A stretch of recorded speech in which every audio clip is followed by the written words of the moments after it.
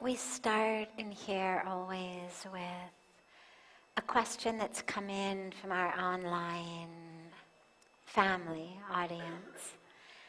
And then we'll open it up to any questions that any of you might have. There's a microphone right here in the middle, so if you have a question, feel free to come and share your name. And if you feel more comfortable asking in Hindi than in English, that's also fine. I can translate it for everybody else.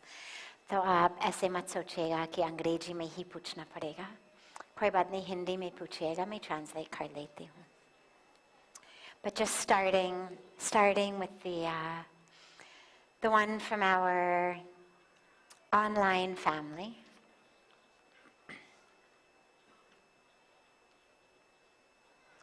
How do we live in Nirvana? Asked by Partik. So, in different religious traditions, different spiritual lineages, different philosophies and cultures and languages, we use different words for that ultimate state.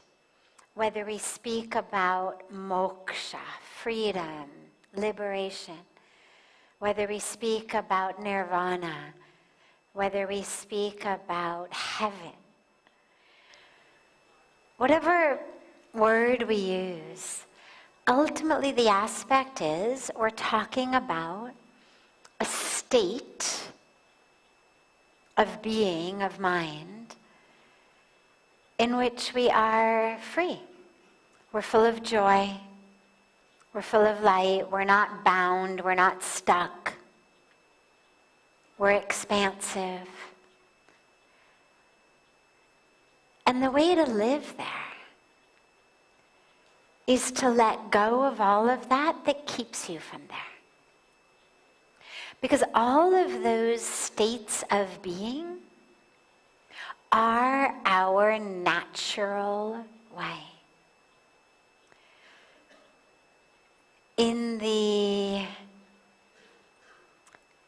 It was at the school yesterday. I thought it was in the Arti. Yesterday, we had a beautiful Diwali celebration at one of the free schools that we run in Rishikesh. And when Pujya Swamiji was speaking to the children, he was sharing from when he was young and living in the Himalayas, how one of the saints there had given him a sutra for life. And it works better in Hindi, so I'm going to give it in Hindi, but then I'll give the English translation. And the Hindi says, Bolo jivan kaisa hai, jaisa bana lo, वैसा है. चाहे इसको स्वर्ग बना लो, चाहे इसको नरक बना लो. बोलो जीवन कैसा है, जैसा बना लो, वैसा है. And what it means is, life is what you make it.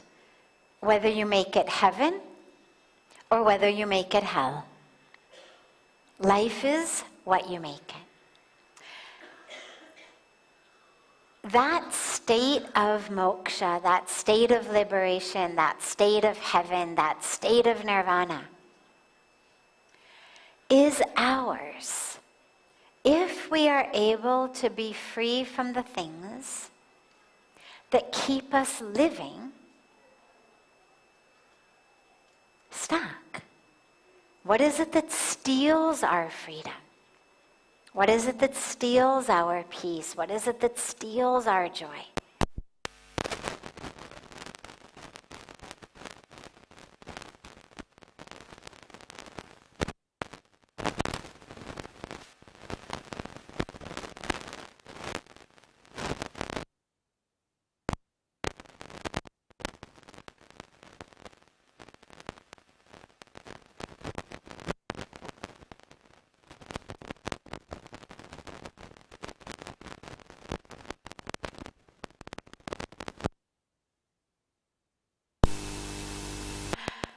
How to live in the north? Well, let go of the south.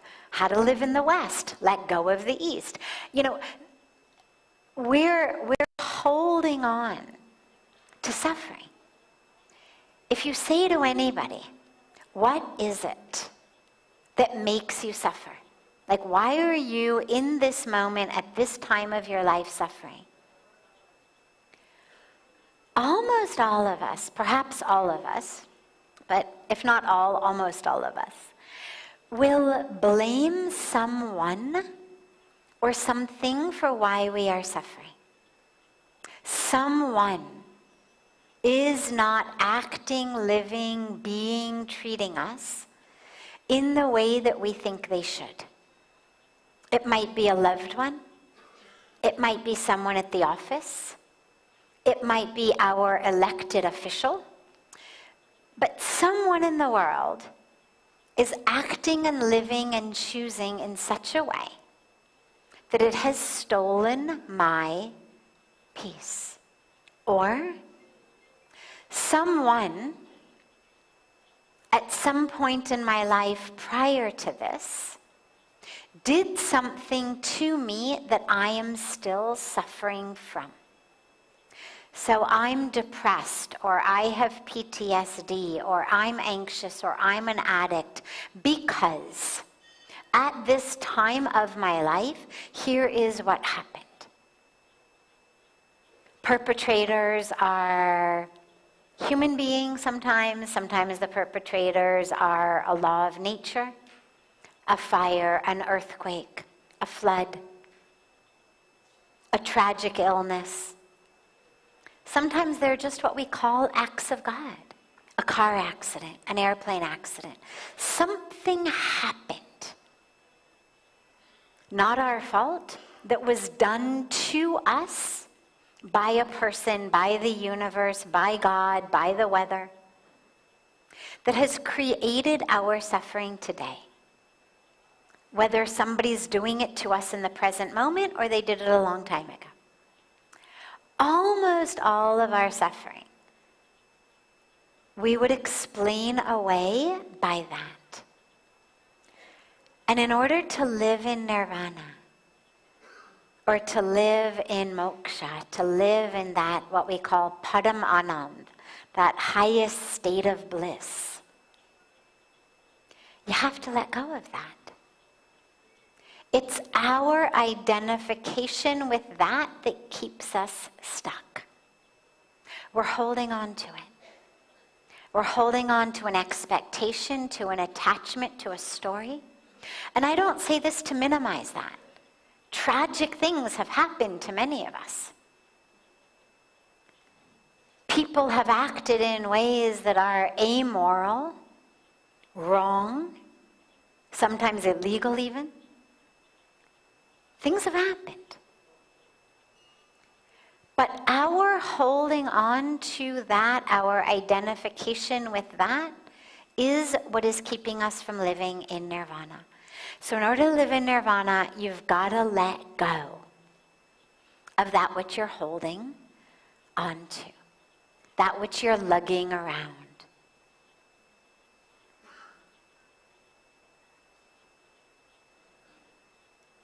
And the solution, as with so many of these, is to let go. You know, when you travel these days, as the years go by, they put more and more restrictions on what you're allowed to carry on the plane, right?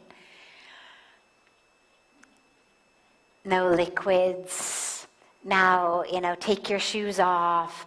Now, it's like sort of whatever anybody does, it changes what we're allowed to bring on. None of this, not your toothpaste, not your cream, not this, no water bottle, no, nothing. Bag has to be this big. All these restrictions about what you can take. Minimizing, minimizing, minimizing, minimizing, minimizing. And life is kind of the same. I mean, if you said, no, I'm not going to travel without my kitchen sink, the TSA guys would say, sorry, ma'am, you can't board the flight. Like, they're not going to budge. They're not going to say, oh, no problem, take your kitchen sink, we'll make an exception for you. They're not going to budge. Your bag doesn't fit? Sorry.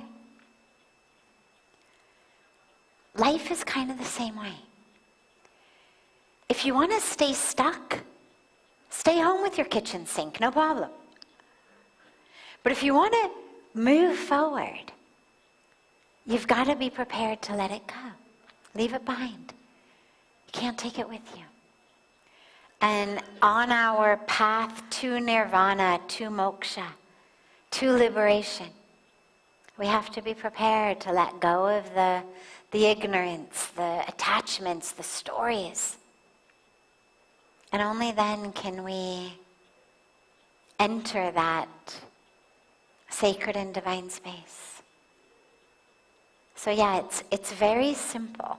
That doesn't mean it's easy, but it is very simple. Yeah, other questions that anyone here has? Yes?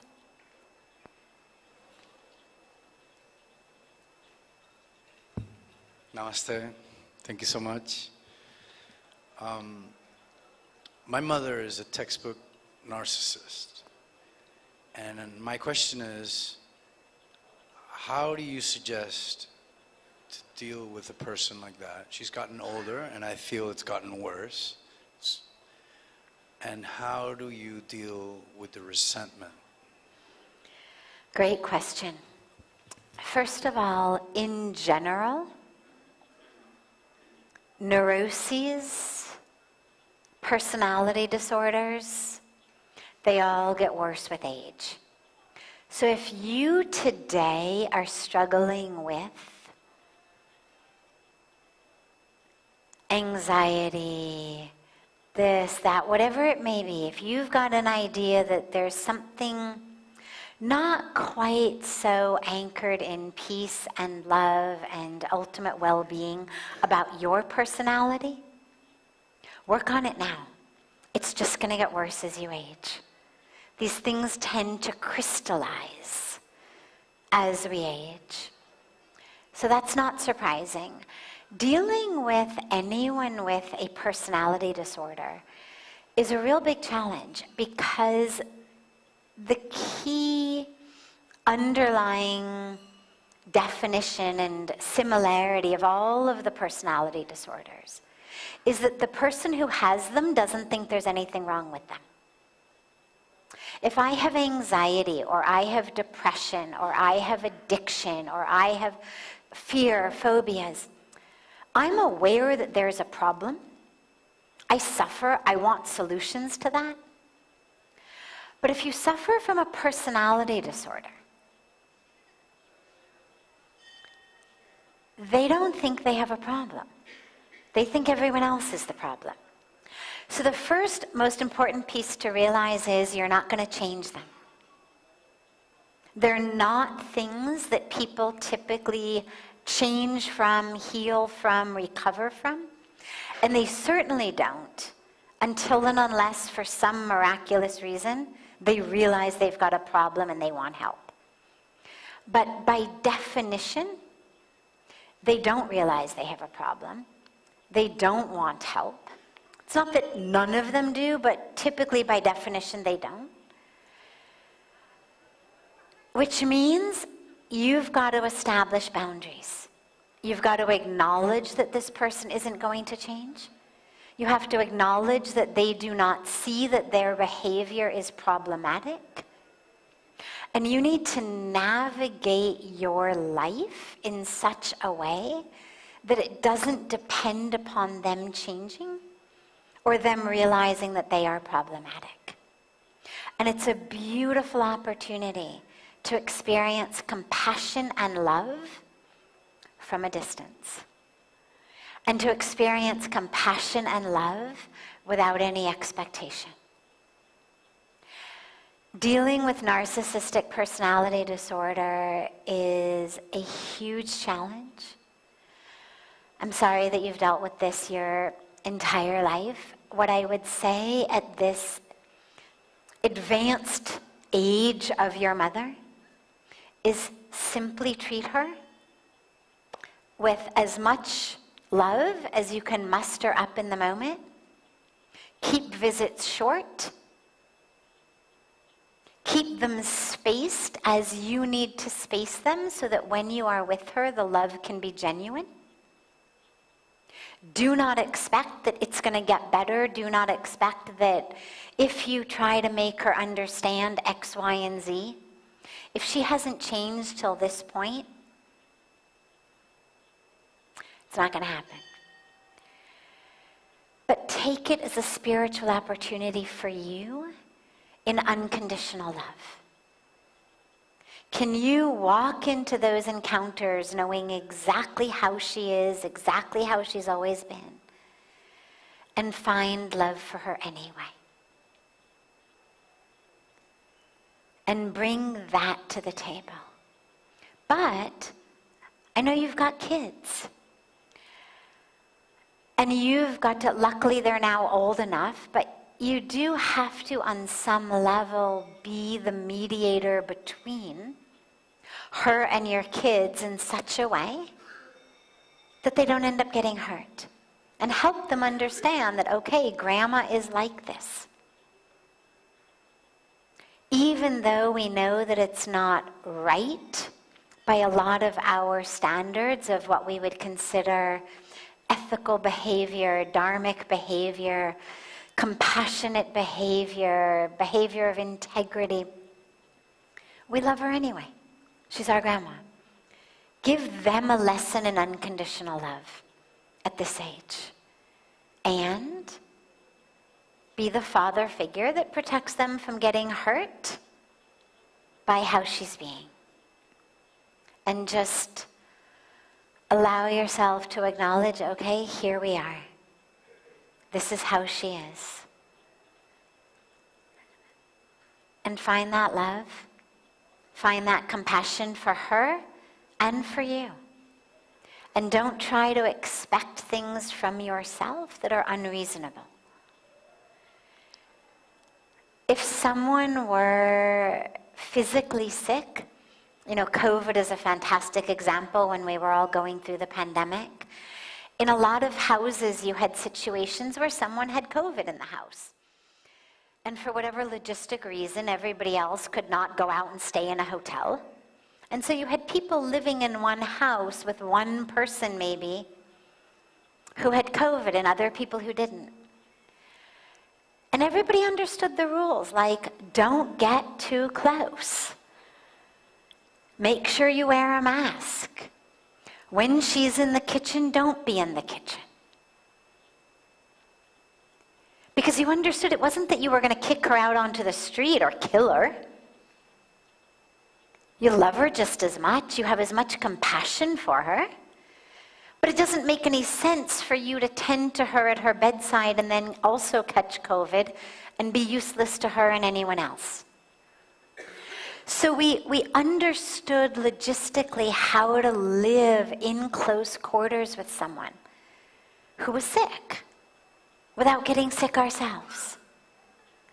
And it's a really good model for living with someone who is diseased in the brain and whose dis-ease has a similar energetic contagion on other people. It's not that she gives narcissistic disorder to people, but she causes pain and suffering in others due to her internal dis-ease.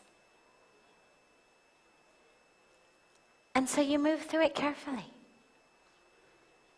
Protect yourself, protect the kids, with love and compassion for her.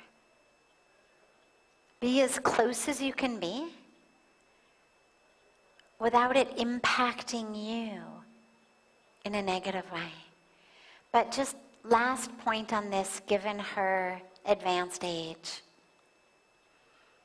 In your self-love and in your self-compassion, make sure that whether it's 1 year from now or 5 years from now or 10 years from now, that she's no longer in her body, that you don't end up with regrets.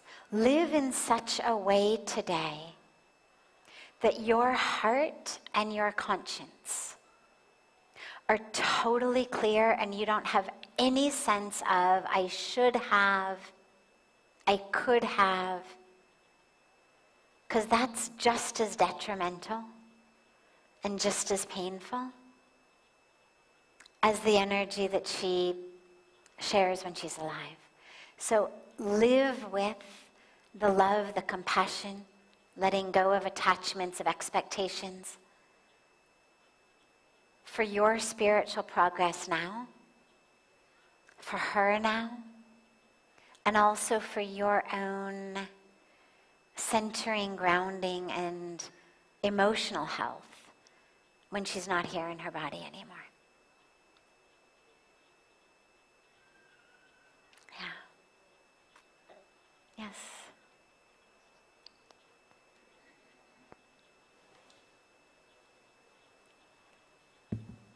Namaste. Namaste. My name is Roberto. In many of our societies, if not most, sex is attached to the emotion of guilt by the way it's seen and the upbringing. My question is,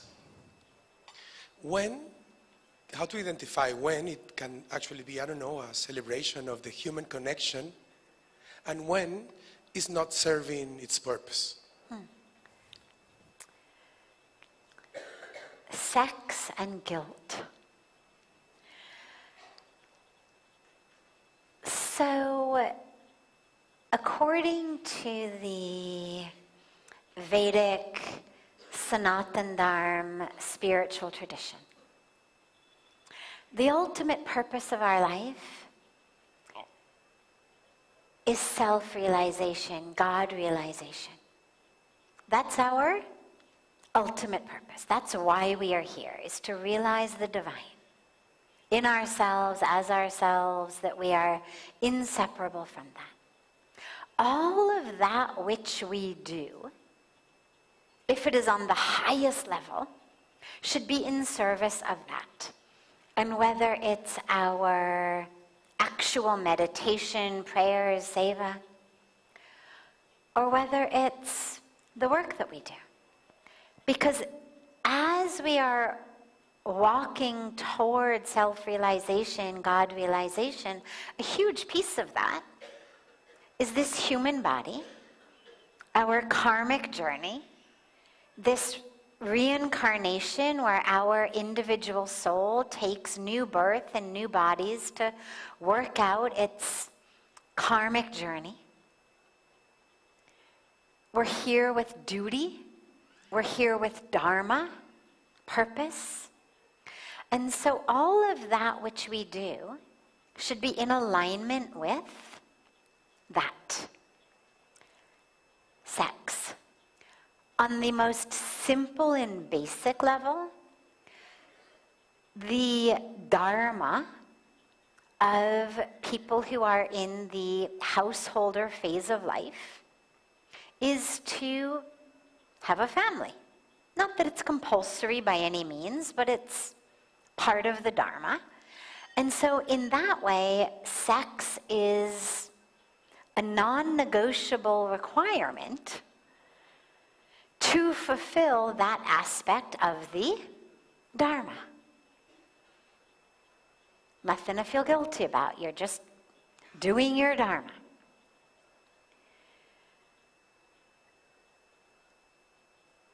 But it's not something that's supposed to be taken as just a job, an act.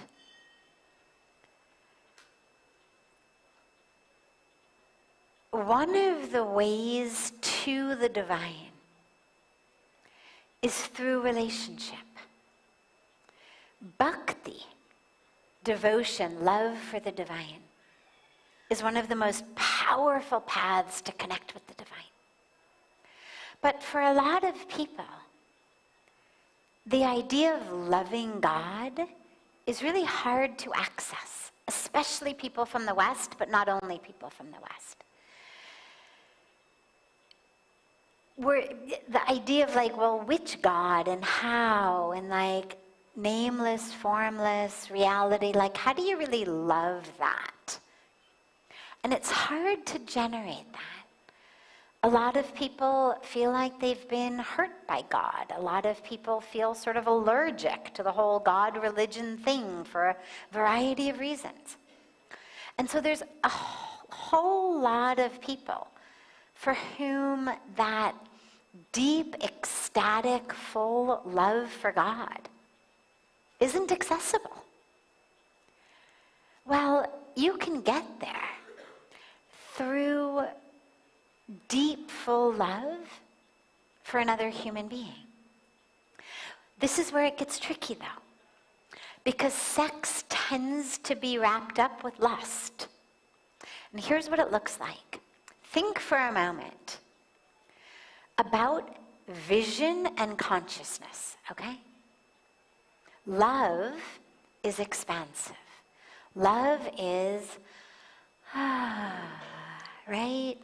Love is melting and merging, and you just are swooning and swimming, and it's expansive, your heart is opening, all of that. What does lust do? It does this. Think about times when you are feeling actually lustful. It narrows our vision. It becomes a gotta have it, gotta have it, gotta have it, now, yes, right? The whole vision, the attention, the awareness goes from expansiveness to narrowness. Vision gets very narrow.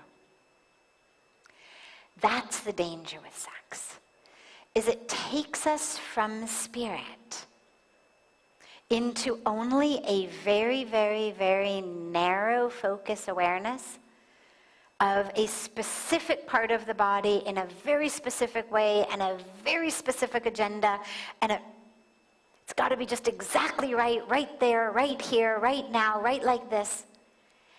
It's pulled us out of expansiveness, out of the truth of who we are.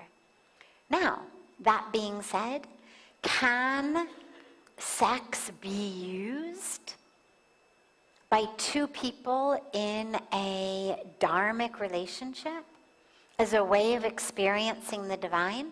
Absolutely. But it's got to be conscious. It's got to be conscious because every biological urge in the body is all about lust. We are physically, evolutionarily programmed to just have as many babies as we can. Evolution doesn't care if we attain enlightenment. It just cares that we pop out babies. So at that time, you've got to be really conscious, really deliberate, really careful. And there are practices. I mean, there are entire practices based on this conscious connection, such that through coming together with another being, you experience a loss of where you end and the rest of the world begins. And that's a very spiritual experience. I mean, ultimately that is the point, is to realize I'm not, like, just this is not me. I'm energy. And when you have sex, one of the beautiful spiritual things that arises, even if it's purely lustful, is for just a brief moment, a split second, there's a loss of sense of individual body into a merging. Unfortunately, if it's just lust, it's over in 2 minutes and you haven't actually gained anything from the experience. And that's where it's seen as non-functional, not helpful, not in alignment with spiritual practice. Because what it's doing is reinforcing a narrow vision. It's reinforcing your identification as the body. It's reinforcing objectification of yourself and others. This being is an object who is going to give you pleasure. You are an object that is experiencing pleasure. So it's pulling you out of truth. But if you, in a dharmic relationship, in a spiritual connection, can use that as a part, not the only piece, but a part of traveling to the divine together, then absolutely it can become part of your spiritual relationship.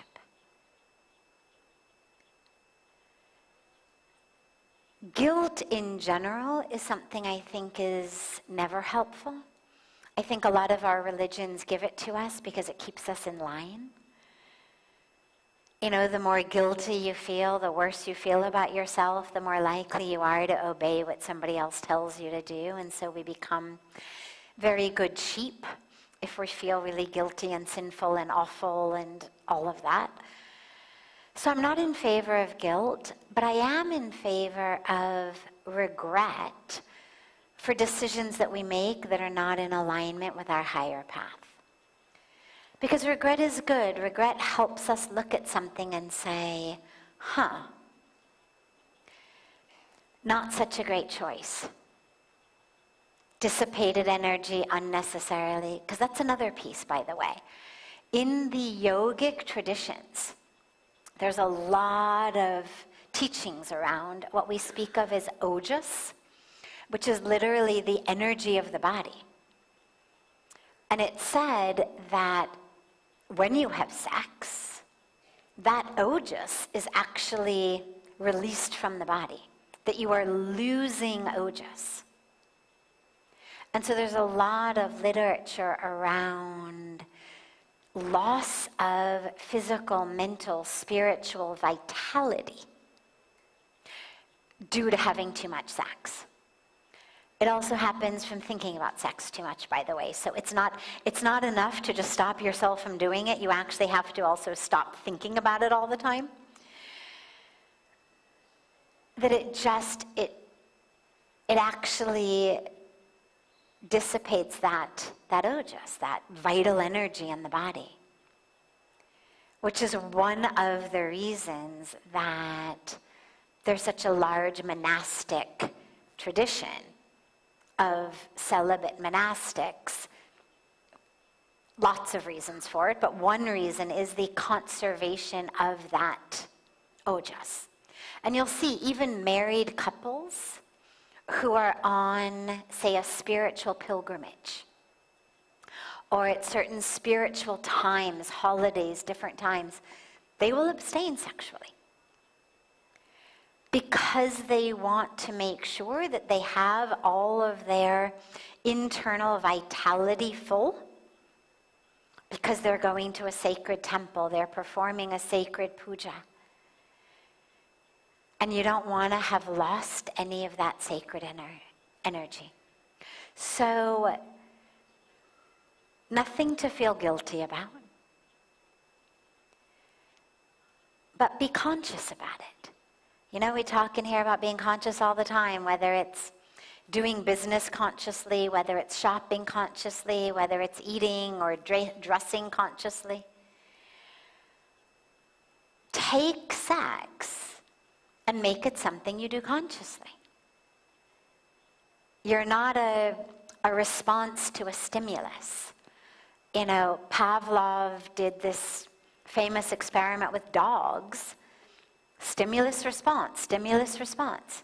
We are not Pavlov's dogs. We are conscious divine beings.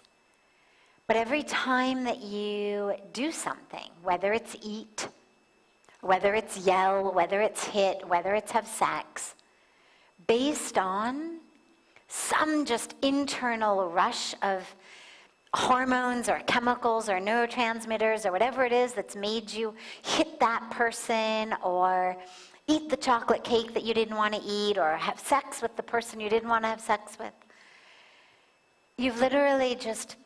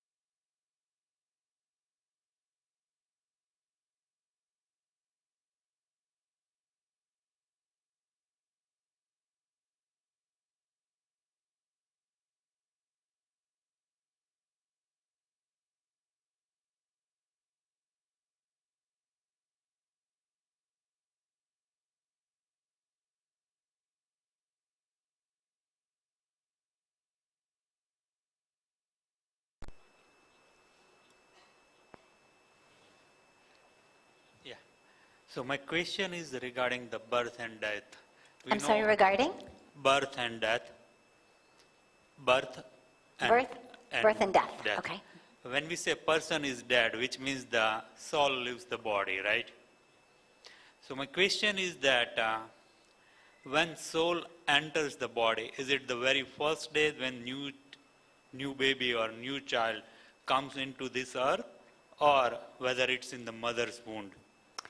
Great question. So in the Hindu tradition, we believe that the soul enters the physical body at conception. Because we believe that everything is purposeful. And that soul has consciously, purposely, in alignment with their karmic journey, their reincarnation,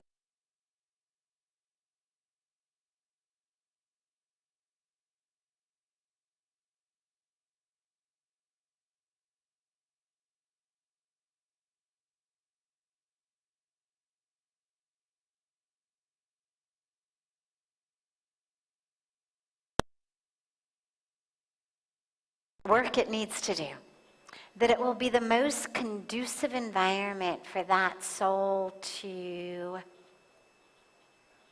take its next step closer to God.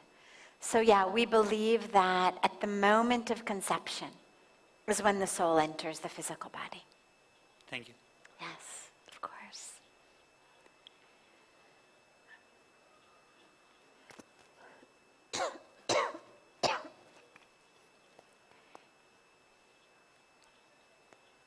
Have a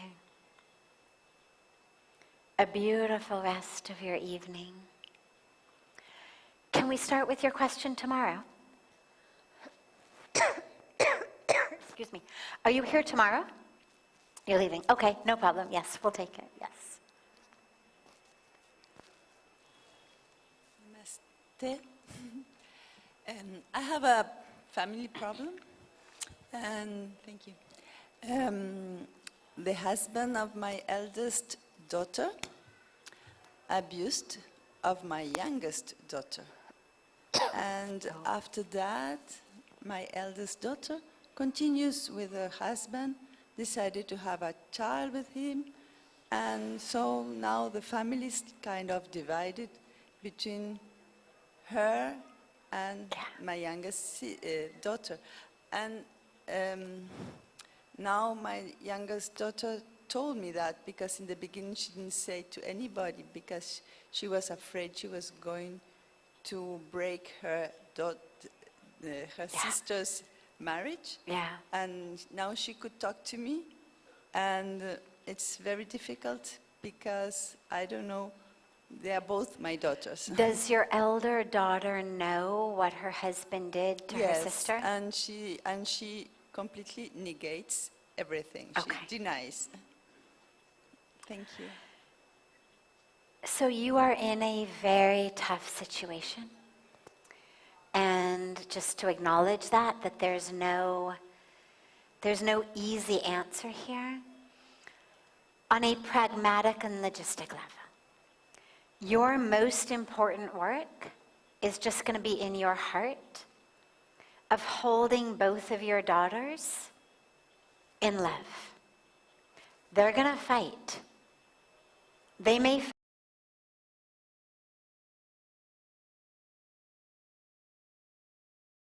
gets the help that she needs, the psychological help, the spiritual help, to be able to forgive her sister's husband and also to forgive her sister for enabling this, for continuing this. And I hope that she gets that help because not only will it enable them to have a relationship again, but it will enable your younger daughter not to live in anger. I want her to forgive, not for your older daughter, but for her. Because if she holds on to that anger, she's going to suffer forever. She will suffer more from that than your older daughter will. Younger daughter will think I won't talk to her, I'll be angry, I'll make her suffer. But actually, she will suffer the most. So I hope that you can help her and encourage her to get the help she needs. Help her understand that this doesn't mean that she's at fault. Obviously, she's not at fault. Obviously, she is the wounded party here. But that holding anger and grudges and pain forever is just going to cause her harm. Get her some psychological help. Get her some spiritual counseling.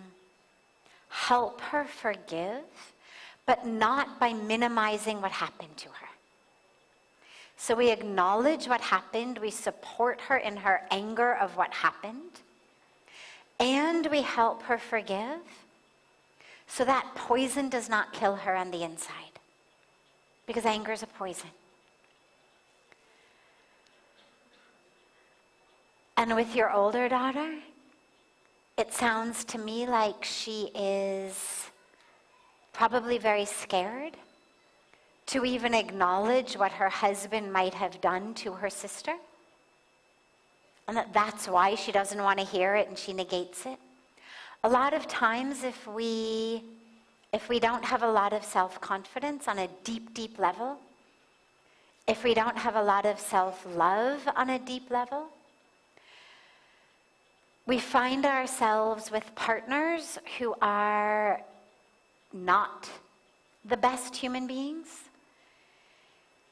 because we don't think that we are going to find anyone better. And even when they do things that should make us say, forget it, it's over, we don't say that because we're afraid. What if no one else ever loves me? What if I never find anyone else? And so instead, we close our eyes to what they're doing. And so hopefully you can help your daughter, your older daughter, find the confidence and the love in herself. Because if he abused your younger daughter, chances are he's abusing your older daughter as well. It's almost unheard of that abusers abuse only one person in their life. If he did it to one, chances are he's doing it to the other one. And especially if she's married to him. The abuse may look differently because she's a wife.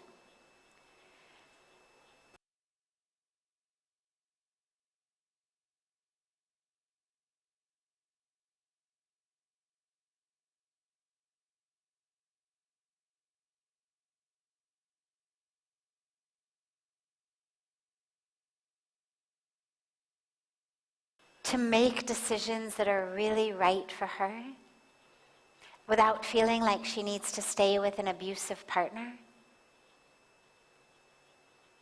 because she's worried that she won't find somebody again.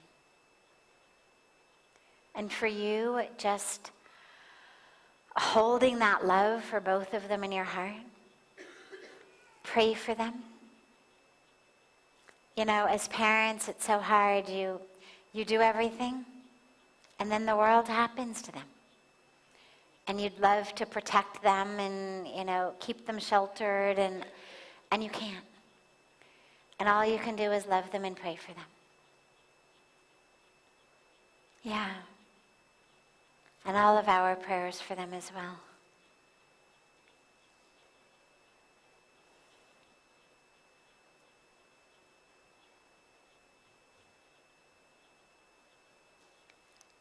Have a beautiful, beautiful rest of your evening, everyone. So much love.